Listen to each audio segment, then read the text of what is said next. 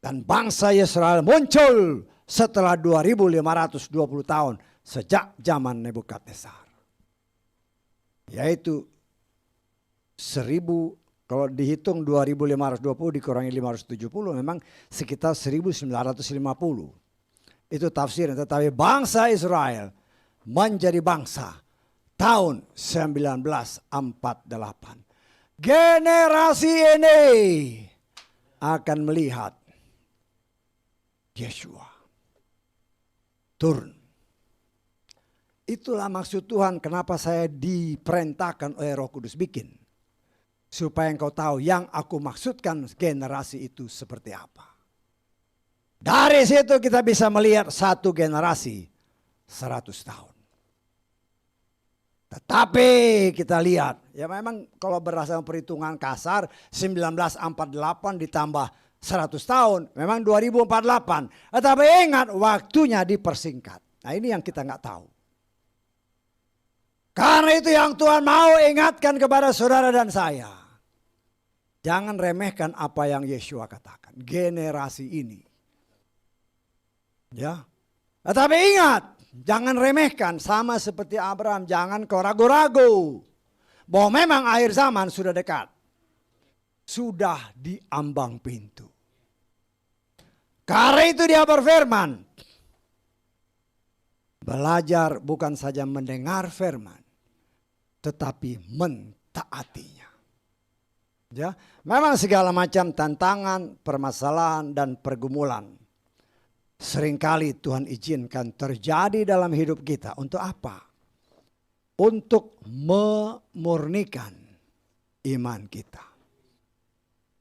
Iman kita. Kadang-kadang kita ada masalah kan. Yang dicari bukan Tuhan. Cari dulu sendiri bagaimana. Udah mantap baru cari Tuhan.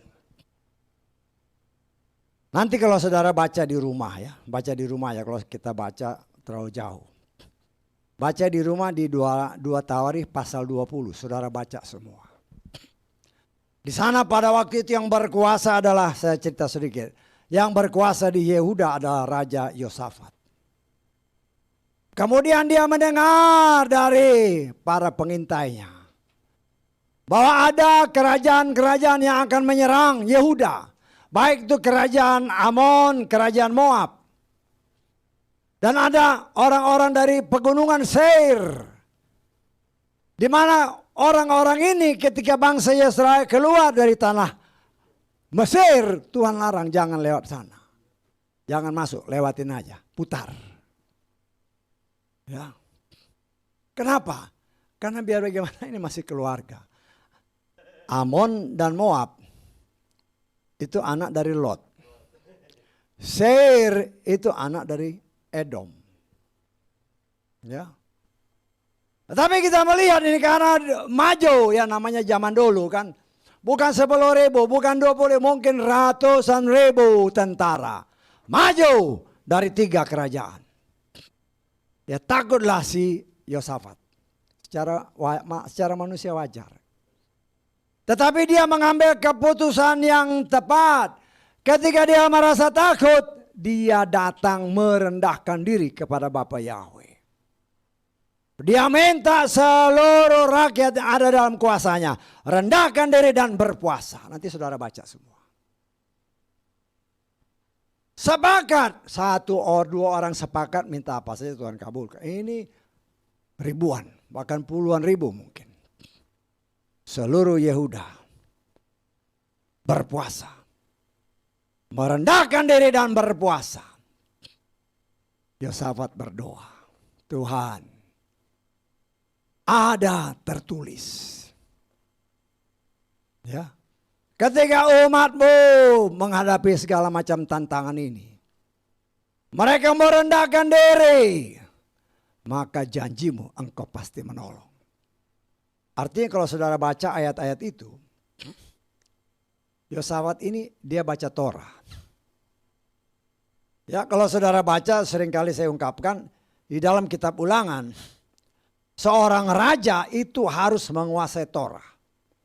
Paling sedikit dia menulis semua Torah artinya dia tahu. Karena itu kalau kita baca dalam kitab 2 Tawari 20 ini, dia mengatakan ada tertulis. Ketika umatmu menghadapi begini, mereka merendahkan diri, maka engkau pasti tolong. Itulah yang diimani oleh Yosafat. Ketika dia mengajak seluruh bangsa yang ada dalam kekuasaannya merendahkan diri. Merendahkan diri, Tuhan memberikan rohnya kepada salah seorang Lewi. Menyatakan Tuhan akan menolong. Tapi kita melihat di sini, bukan berarti mereka santai-santai aja. Tidak. Mereka bersiap untuk perang. Siap untuk perang. Walaupun dikatakan oleh Tuhan melalui seorang Lewi. Dikatakan pertempuran ini bukan pertempuranmu, tetapi pertempuran Bapa Yahweh. Bapa Yahweh yang akan berperang, engkau akan diam. Tetapi bukan berarti dia diam aja di rumah, tidak. Dia siapkan seluruh pasukan. Dia maju. Siap untuk bertempur. Tetapi Tuhan tidak pernah meleset dari apa yang telah dia nyatakan melalui pelayan yang dia percayai untuk menyingkapkan apa yang mau dia lakukan. Memang tentara Yesaya datang. Tetapi apa yang dia lihat? Orang ratusan ribu. Saya percaya ratusan ribu. Kok sepi-sepi aja? Ketika dia lihat, mereka lihat, loh kok pada mati semua? Tuhan punya cara untuk membela umatnya. Memang kalau saudara baca, Moab dan Amon dia berperang dengan bangsa Seir. Dia bunuh orang Seir. Akhirnya Amon sama Moab dia perang sendiri. Dibinasakan, artinya mereka saling membunuh. Dan kita melihat, ya, sebelum Yosafat maju, dia perintahkan. Kalau saudara lihat urutan-urutannya ya, nanti dibaca. Ada pemuji di depan. Baru tentara. Ketika puji-pujian mulai naik, walaupun mereka belum ada di depan di medan pertempuran, mereka ketika mulai maju menaikkan puji-pujian penyembahan. Disitulah Bapa Yahweh menghancur leburkan bangsa-bangsa yang mau menyerbu umat pilihannya. Luar biasa. Jadi ketika mereka sampai di tempat medan pertempuran, mereka bukan bertempur, tetapi apa? Menjarahi semua barang-barang yang dibawa oleh tentara-tentara ini. Kalau sungguh-sungguh berharap kepada Bapa Yahweh, pembelaan Bapa Yahweh di luar pengetahuan kita. Dari sini kita melihat, ya, kita belajar untuk tidak meragukan firman Tuhan. Oh, dalam kitab Mazmur 26 ayat 1 dikatakan, ya Daud bermazmur. Aku percaya kepada firman Yahweh dan aku tidak bimbang. Kita lihat Mazmur 26 ayat 1. Ya. Dari Daud, benarkanlah aku ya Yahweh, karena aku telah berjalan dalam ketulusan. Aku percaya kepada Yahweh, aku tidak ragu-ragu. Ya. Daud percaya kepada firman Yahweh dan dia tidak ragu-ragu. Nah, di sini kita melihat Tuhan yang saudara dan saya sembah, Tuhan yang tidak berubah. Kalau kita melihat Tuhan berperang ganti Yosafat dengan tentaranya. Karena pertama mereka mau merendahkan diri. Mereka mohon kelayakan dari Tuhan. Kemudian mereka bukan mengklaim ya, tapi mengingatkan. Tuhan kalau umatmu merendahkan diri, ada tertulis. Merendahkan diri, maka engkau pasti menolong umatmu. Artinya ini semua bisa kita contoh. Ya, kalau kita menghadapi permasalahan dalam kehidupan. Permasalahan kadang-kadang membuat kita takut kan. Betul enggak? Permasalahan seringkali membuat kita takut dan gentar. Tetapi ada tertulis. Tuhan tidak menghendaki saudara dan saya takut akan permasalahan yang kita harus hadapi. Ada tertulis dalam kitab Ulangan pasal 10 ayat ke-12. Ya. Ulangan pasal 10 ayat 12. Dan sekarang hai Israel, apakah Yahweh Elohimmu telah meminta sesuatu darimu selain apa? Takut akan Yahweh Elohimmu. Takut akan Yahweh artinya apa? Hidup menurut segala jalannya. Mengasihi dia dengan melayani kepada Yahweh Elohimmu dengan segenap hati dan dengan segenap jiwa. Inilah takut yang Tuhan perintahkan, bukan takut kepada masalah. Walaupun secara manusia ya takut dengan masalah itu ya manusiawi. Tetapi engkau dan saya adalah manusia Elohim, ada tertulis. Jadi kita harus bisa merubah cara jiwa ini menangkap firman Tuhan. Karena jiwa inilah yang telah dirusak sebagian oleh setan. Sehingga yang seharusnya jiwa ini dikuasai oleh firman. Tetapi karena apa yang kita lihat di tengah dunia ini, jiwa ini jadi rusak. Karena itu ada tertulis, firman itulah yang menyelamatkan jiwa kita. Nah, kita belajar. Tuhan tidak pernah mengatakan kepada kita lari dari masalah, tidak ada.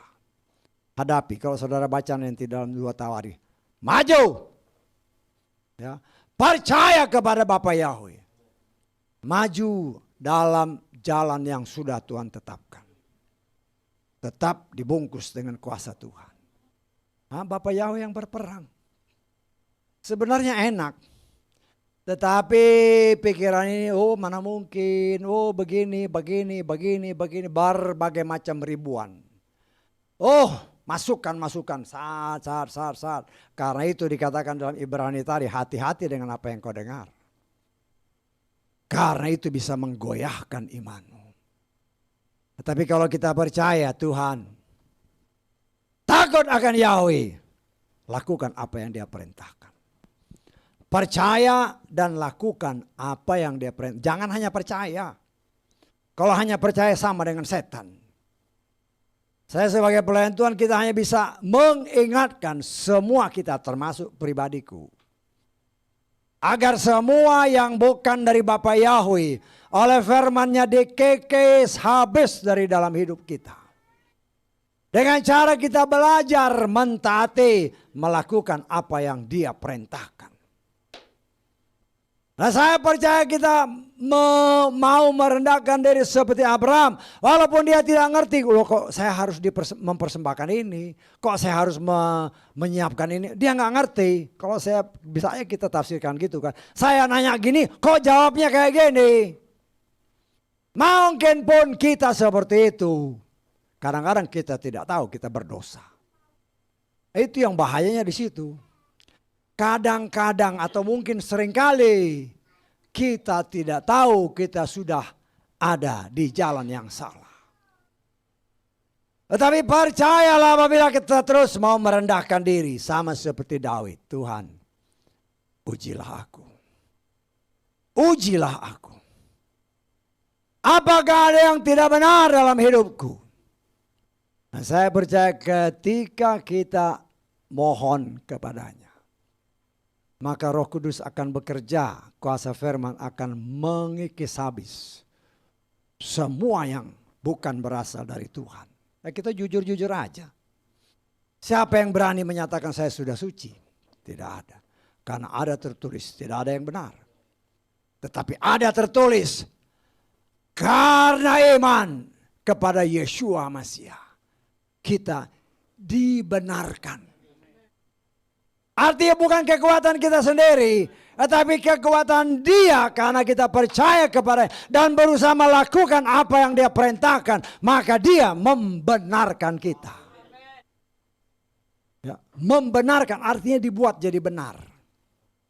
Walaupun masih ada sedikit-sedikit salah kan. Tetapi kita melihat itulah Tuhan yang luar biasa. Nah itu harus kita akui. Karena itu Dia tunjukkan kepada kita. Ya kalau tadi sempat jubah itu tertulis dalam kitab Wahyu ya. Jubah putih itu kitab Wahyu tertulis. Ya. Kita dalam Wahyu pasal 19 ayat ke 8 ya. Wahyu 19 ayat 8. Dan kepadanya dikaruniakan agar memakai kain linen yang halus, bersih dan bercahaya. Karena kain linen yang halus adalah perbuatan-perbuatan yang benar dari orang-orang kudus. Dan Tuhan mau kasih lihat kepada saudara dan saya. Tuhan sudah buka bagi saudara dan saya. Ketika Elia diangkat, jubahnya tertinggal atau harus ditanggalkan. Inilah gambaran Elia dibenarkan oleh Tuhan. Saya tangkap. Mungkin pada saat pengangkatan masih ada. Kalau tadi singgung, masih ada nyeleweng-nyeleweng dikit. Tadi kan kesaksian gitu kan. Tetapi kalau engkau beriman dengan sungguh-sungguh, itulah semua ya yang dipakai Elia yang tidak benar itu harus ditanggal. Itu namanya dibenarkan, dibuat jadi benar supaya layak diangkat. Itulah yang kita imani. Tapi mari kita maju bersama-sama, saling mengingatkan, saling membangun. Ya. Kita mencoba, namanya kita belajar kan, namanya belajar kadang-kadang masih. Mungkin ada hal yang tidak benar, ngomong yang enggak baik, diperbaiki. Ya, diperbaiki. Ya, tapi jangan dibenarkan kita ngotot, karena kita ngotot kan, merasa diri benar kan. Ya, memang mungkin tidak salah 100%, tapi namanya salah ya tetap salah. Marilah kita belajar. Karena kita percaya waktunya memang sudah semakin dekat. Hanya kita tidak tahu. Hanya tinggal tunggu-tunggu. Kalau Tuhan berkenan. Kalau Tuhan berkenan. Kita akan melihat entahkah melalui televisi atau mass media. Atau kita mendengar berita-berita. Bahwa bait suci sedang didirikan. Itulah. Tandanya berdasarkan kitab Tesalonika maupun kitab Matius. Berarti itu memang tinggal hitung buat berapa waktunya. Ya. Karena itu dikatakan kalau udah di atas atap jangan turun. Ya. Siap. Karena waktunya sudah sangat dekat. Tetapi bisa aja kita nggak dengar. Ya kan bisa aja kan berita itu ditutup kan. Tapi tiba-tiba kita diangkat. Ya, tapi itu sudah terjadi. Karena ini harus digenapkan. Karena tidak semua orang mendengar si setan udah atau si di bait suci sudah didirikan, setan mulai masuk ke situ. Atau alat si setan sudah ada di sana. Karena itu harus digenapi. Tapi ingat ya, waktunya kita pun tidak tahu. Maksudnya begini. Bisa aja dia bangun bait suci, karena bait suci harus dibangun. Dalam 3 hari, plak. Anti yang masih masuk. Bisa aja begitu dia masuk kita langsung diangkat. Karena itu sudah terjadi. Bisa ditangkap? Tapi bisa aja. Karena saya baca-baca kitab Wahyu. Ya, ada kitab Wahyu kan dikatakan di dalam salah satu 7 gereja-gereja. Tuhan akan membiarkan kamu disiksa selama 10 hari. Ya kita nggak tahu. Tetapi kita berdoa. Kalau itu pun harus terjadi. itu adalah penyaringan terakhir sebelum kita diangkat. Tetapi jangan takut. Percayalah, Tuhan akan menolong saudara dan saya. Ya. Nah, kita berharap sih begitu itu terjadi kita langsung diangkat. Betul nggak? Karena itu harus digenapi. Tetapi bisa aja Tuhan bilang ya, tunggu dulu. Artinya kita mengalami. Tetapi apapun itu, kalau Tuhan bersama kita, siapa lawan kita? Haleluya, amin. Mari kita bangkit berdiri.